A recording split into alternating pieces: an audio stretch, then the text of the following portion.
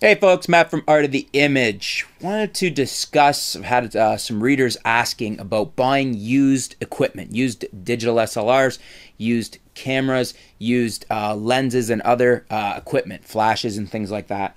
So basically, pros and cons of buying used DSLRs. Obviously, the pro is price. If you can get a good price on a used DSLR, then that's a big pro. Now, what is a good price? That's up to debate. You know, some people baby their cameras, hardly ever use them, and you might be able to pick them up cheap. Bear in mind when you're buying a DSLR or any camera that's used, wear and tear is not just on how the camera looks, but the shutter count, because the shutter has a shutter life, the battery life, even if it hasn't been used much. If the camera's a year or two old, the battery's probably almost dead. Now, a lot of batteries aren't that expensive now to get aftermarket batteries, but these are things to consider. And then again, too, one of the things I always factor in is cameras nowadays are not just cameras. They're not mechanical devices like they used to be. They're computers. They're little mini computers full of electronics.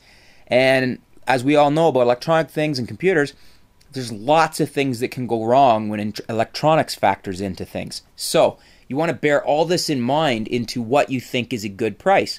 Because if you buy something new, you get a warranty, and you know that it hasn't had any wear on the electronics or on the battery or on the shutter or anything like that because it's new.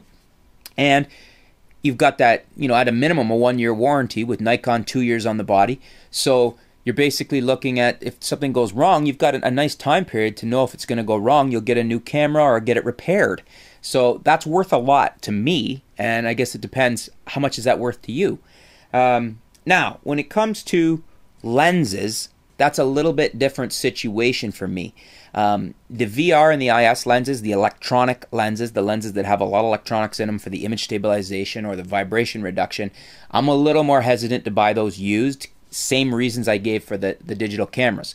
A lot can go wrong with the electronics, and the lenses that tend to do fail, you'll hear it either being the motors, the electronic motors, or the image stabilization lenses, or the VR motors, the IS motors or the VR motors. So, but there's a whole series of lenses that are not IS or VR, and a whole series that are of older ones that still work very well on our modern cameras that don't have electronic motors, especially in the Nikons, and don't have IS or VR. Those lenses are cherry lenses to pick up used at a good price, because A, people are thinking they need to buy the newer and better ones, and the newer and better ones are not necessarily newer and better as far as the optics are concerned. And there's not much to break on a mechanical lens. There's a few things to watch for. You know, you can get oil on the blades of the diaphragm, and a few other things in the you know, the glass, the elements, a few other things like that. The mount can wear, but by far and large, a strictly mechanical lens is a lot less to fail on it than an electronic lens. So ones with the electronic motors, electronic image stabilization, and VR. For instance, the older Nikon 50mm f1.8D, great lens to pick up. It's cheap anyways, new, but I mean, if you could pick it up cheap used, it's a mechanical lens. Doesn't have a lot to fail. If it looks good and functions when you test it, you're pretty safe in buying it.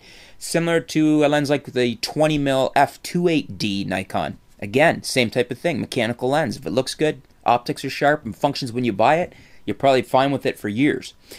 You buy something like, well, let's give a lens that has failure issues. The Canon 17-55 f2.8 IS. Very well known that the IS motor goes in these. So, you know, you're taking a gamble. It might function all right when you test it, but if it's a year or two old, you may get it home, shoot with it for a month, and the IS motor fails. That could cost you, you know, $500 to $1,000 depending on everything that's involved, and you would have been much better off not buying a used lens. You've probably cost you more to buy a used lens and have it repaired. So these are things you have to factor in, and these are why I have no qualms really buying a decent shape used mechanical lens, but I'm still hesitant to buy the electronic lenses used because the warranty and everything else is worth having, same as I laid out for the digital cameras for you. Now, flashes, if the flash is in good shape and fires, you're usually okay to purchase those. They tend to hold up for a long period of time. They don't tend to burn out very often. It depends, again, who's been using it. If it's had very, very heavy pro use, you might not want to buy it used. The thing is that you can usually often tell by the shape of it. If it doesn't have any scratches on it and it looks near mint, it's probably okay to pick up used. It's probably good to save money there. And some of the flashes, the older ones, are great. Like, I love my Nikon SB26s. They're great off-camera flashes. You can pick them up. Used to be able to get them for $50. Now everybody wants them because David Hobby, the strobist, has popularized them. And often you'll pay $125, $150 for them. Still a great flash. So things like this, used. The more electronic heavy stuff, I would tend to go new unless you're getting a heck of a deal. The stuff like the lenses that are more mechanical lenses, the older lenses, where you might get a really good deal, A, because it's an older lens and people want to buy and think they need to buy the newer ones.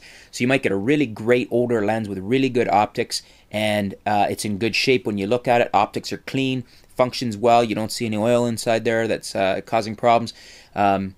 Great deal, probably, if you can get it at a good price. So these are my recommendations. I tend to steer a little bit clear on the digital cameras, buying them used. The lenses, the more mechanical ones, I've often bought used. The more electronic ones with IS and VR and things like that, and the electronic motors, that's kind of a crapshoot. You have to decide how much of a deal am I getting buying it used. Should I buy it used? And then flashes, if it looks like it's in good shape and it works, it's probably okay. That's my take on the pros and cons of buying used versus new on digital SLR cameras and camera equipment, folks. Thanks for tuning in. Stay tuned. We'll be back soon with some more video posts, some more articles, and we'll keep you up to date with what's going on in the world of photography. Thanks a lot.